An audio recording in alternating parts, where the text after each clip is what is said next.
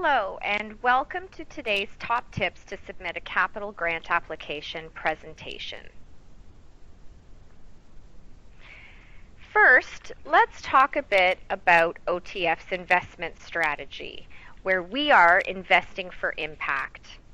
With the help of leaders in the public benefit sector and relying on the expertise of our staff and volunteers, OTF has identified the most important changes that should happen in Ontario over the next decade for communities to be more healthy and vibrant. Each element of our strategy builds on the next so that we can measure the impact of each investment. We are confident that over time, the cumulative impact of all the investments we make will be reflected in positive changes to the Canadian Index of Well-Being and will improve the quality of life for people here in Ontario. To lead change that matters in communities, we have identified 6 action areas, and for each area, a set of priority outcomes that are backed by leading research and practice in the nonprofit sector. Every grant we make is an investment in only those activities that will achieve one of these priorities. Every grant recipient makes a commitment to achieve specific results with the support of our knowledgeable and experienced staff.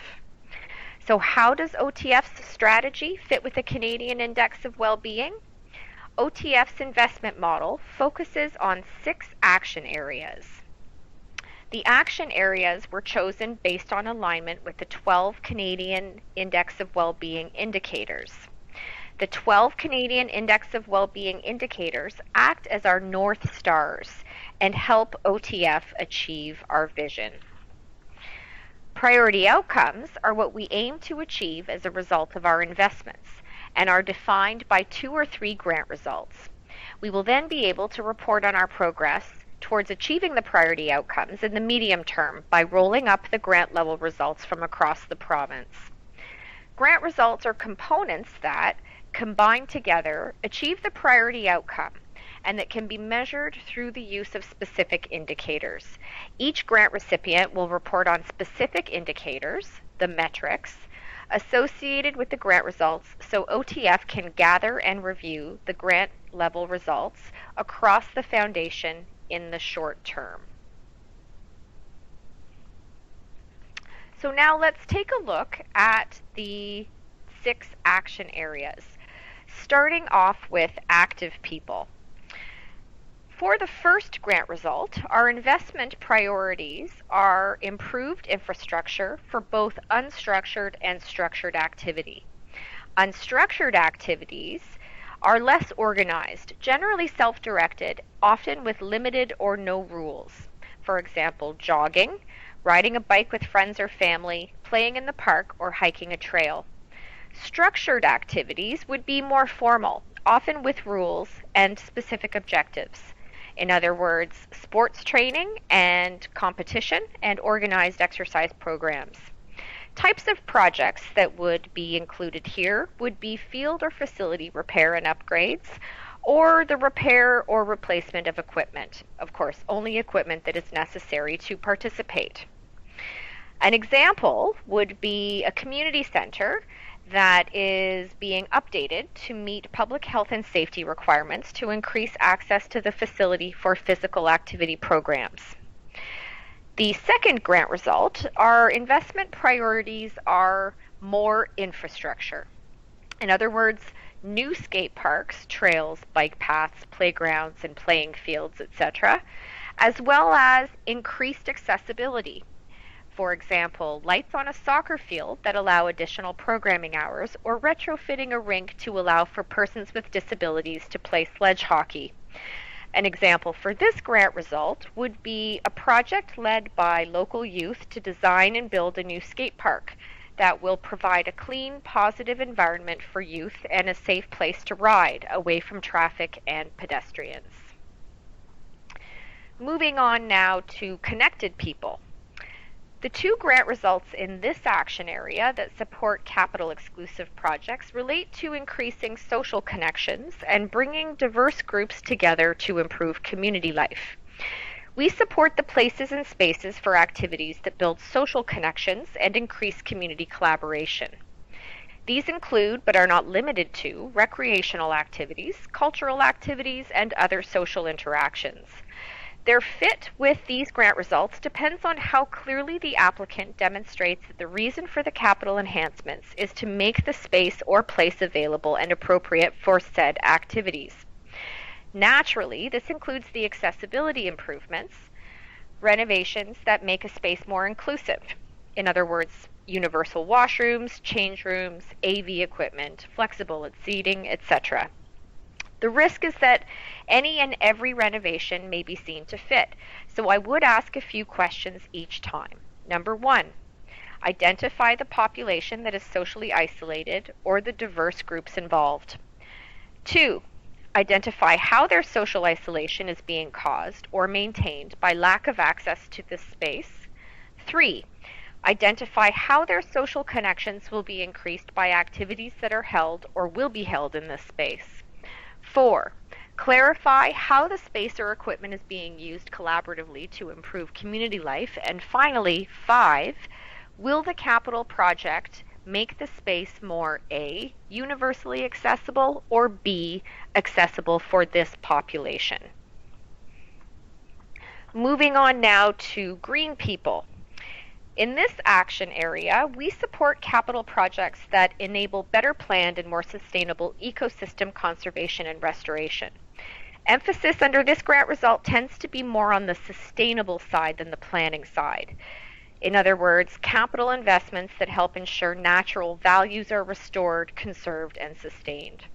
The key is that there needs to be some reasonable and logical connection between the capital project and its relation to benefit the habitat, ecosystem conservation, and/or restoration.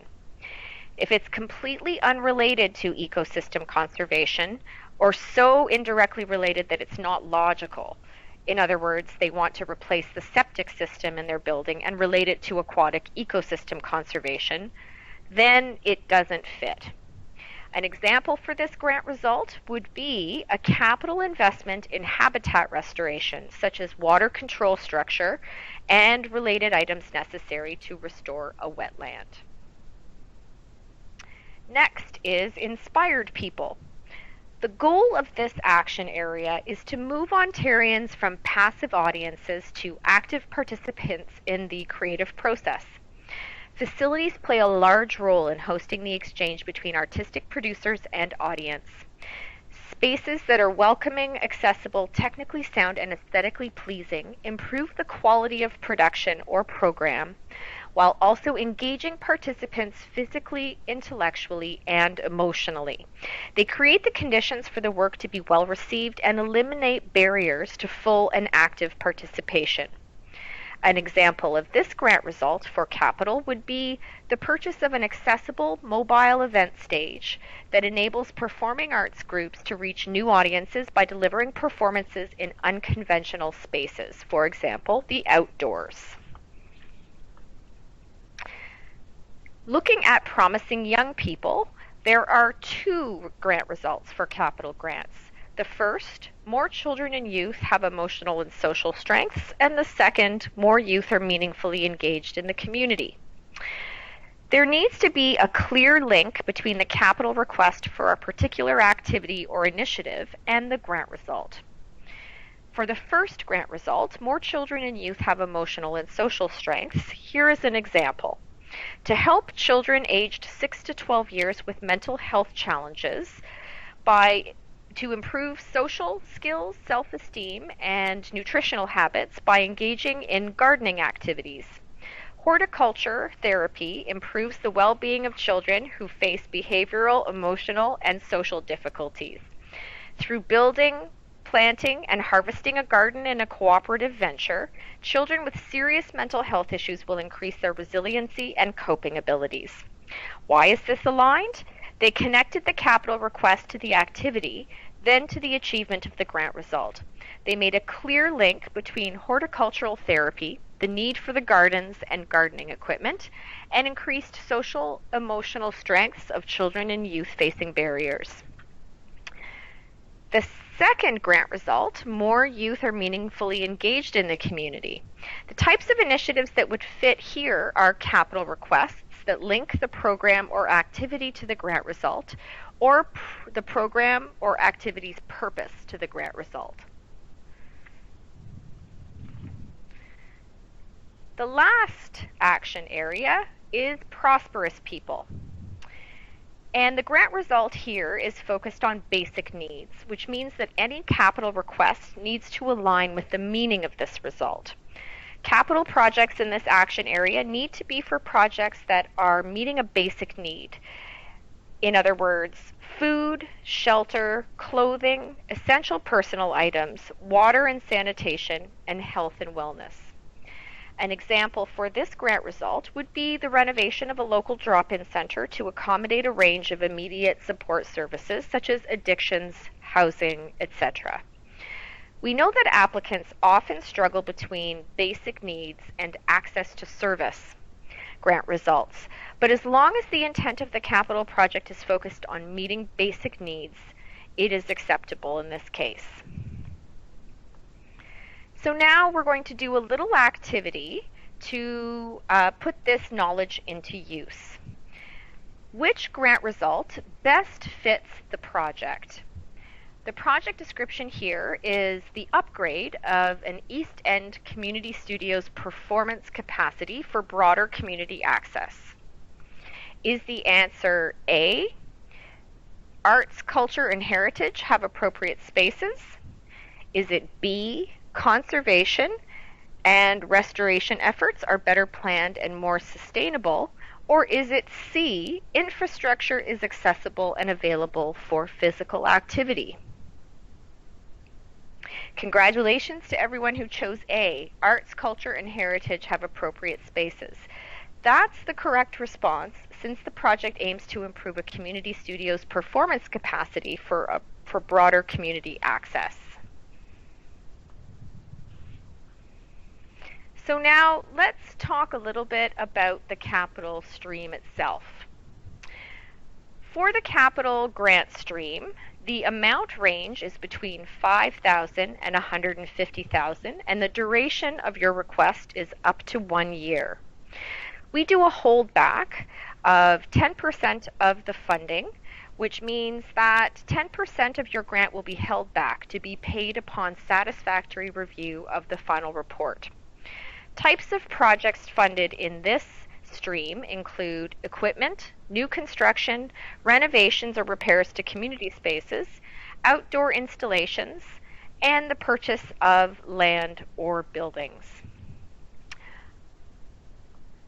OTF provides capital funding for construction and renovation, which means repairs, renovations, or construction costs, as well as permanent equipment costs. Also, equipment, capital purchases that are not part of a building and are directly related to the project. Also, land or property purchase, which means the direct purchase cost of land or property. And finally, can also include developmental costs. Costs associated with construction, such as the development of plans, legal fees, or survey costs.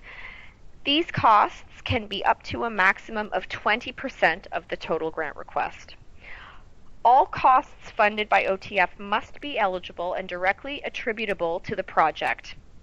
OTF limits capital funding to $150,000 for any single eligible project to effectively respond to the broad need for capital funding in Ontario's voluntary sector. The types of costs and projects not funded would be contributions to annual funding drives and capital campaigns, activities completed or costs incurred prior to the approval of the request by OTF, for example, costs including the cost to get quotes, line drawings, etc., incurred prior to approval of the grant or in order to get necessary documentation to apply for the grant. Also, type costs or projects not funded would be staff salaries, benefits, and wage costs. Taxes such as GST and HST for which the recipient is eligible for a tax rebate and all other costs eligible for rebates. Also not funded, contingency costs or overhead and administration costs. Next, we want to highlight for you the top reasons why some applications don't move forward. These are important to keep in mind as we move through the presentation. We've developed our tip list to help you steer clear of what we see as the most common reasons some applications miss the mark. The most common reason for a capital decline is weak or no alignment with the grant result chosen. It's not enough to just describe the need for your project or a description of the repairs and renovations. You need to describe the impact that completing the capital project will have on people who use the space. Two other common decline reasons include no information or too little detail included in the budget notes, and a lack of explanation of how the proposed project will benefit the community. So next up, here are our top tips to avoid a capital decline. Number 1, focus on the people first, not just the capital activity. Determine who will benefit and how. Rather than simply saying you need funding to replace a leaky roof, focus instead on how and who the people that benefit from completing your project. For example, you could say, after a new roof is installed, we will offer 20 new fitness programs to approximately 300 seniors per week.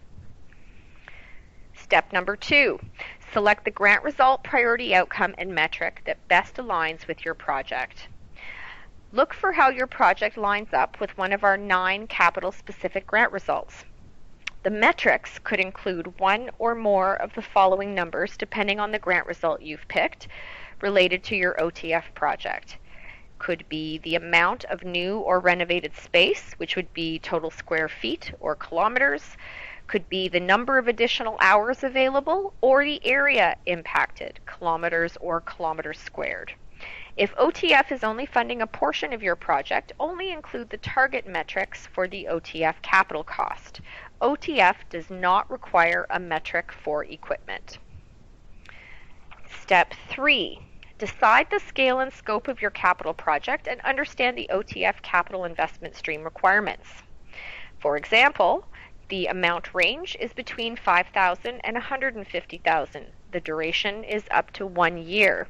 And again, to be noted that 10% of the funding will be held back to be paid upon satisfactory review of your final report.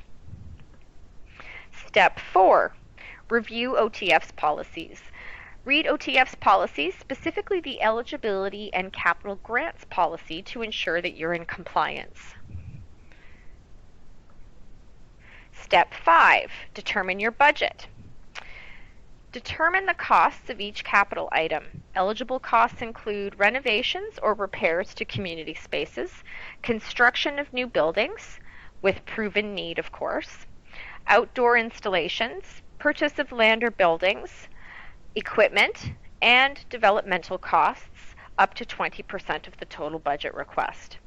Only include the non-refundable HST amount. Staff salaries, contingency costs, and overhead and administration costs are not eligible. Don't include ineligible costs in your budget requests. Items over $10,000 require 2 written quotes. Ask for what you need, not what you think we will fund. Step 6, gather proof of ownership or lease agreement. Proof of ownership or a 5-year lease agreement is required for all renovations or improvements to land or property, including permanent equipment. Step 7, gather the people needed to do the work. Determine who will oversee your project. If you don't have the expertise in-house, find a competent volunteer outside your organization to coordinate the work. Step 8, determine the appropriate start date. OTF does not fund retroactively. Ensure that your project's start date is after the public announcement date for your grant. Consult our granting critical path for deadlines and public announcement dates for more information. Step 9, take photos.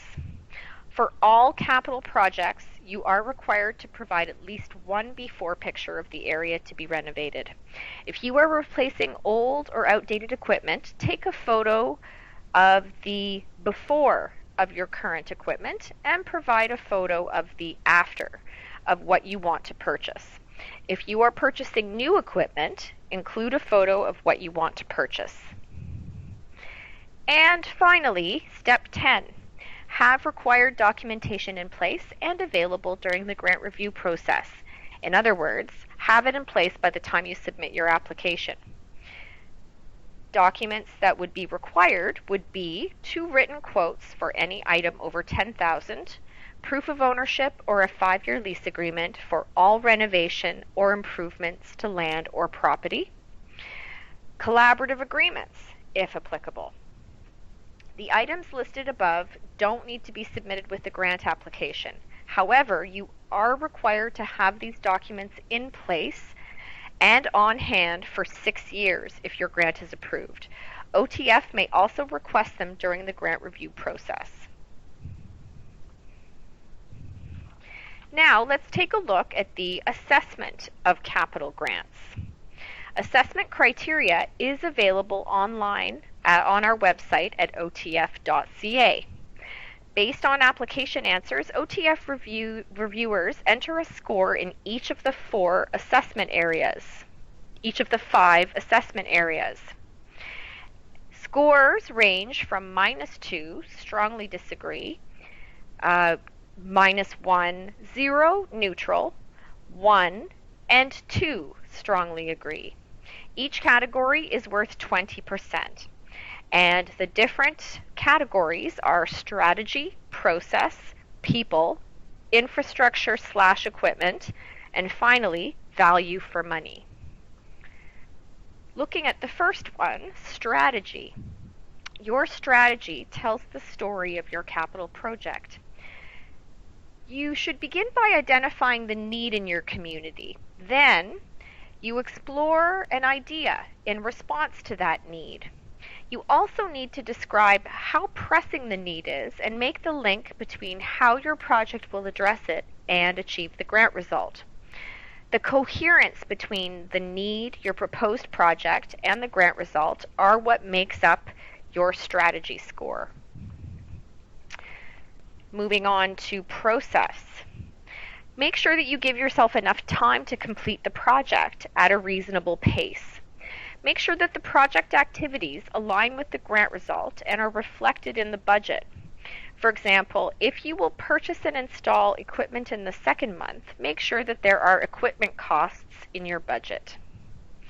And as a little note, be sure to add text to the notes in your budget. Moving on to the people assessment category. What skills are needed for the project to be realized? Do those skills exist in the organization at this time?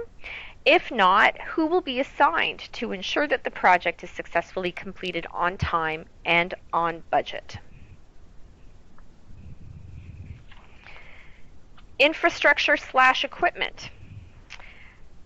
Friendly reminder, you need at least 1 photo for all capital requests. Appropriate means that the need for the project is clearly explained in the application. For example, in a town that already has a community theater space, you would need to explain why it is appropriate. Does the cost seem reasonable to achieve the identified grant result? Value for money is about ensuring OTF knows the real costs of the project we evaluate, whether the costs are reasonable, based on local and historic knowledgeable. There is no formula, but you need to explain why we should invest in your project.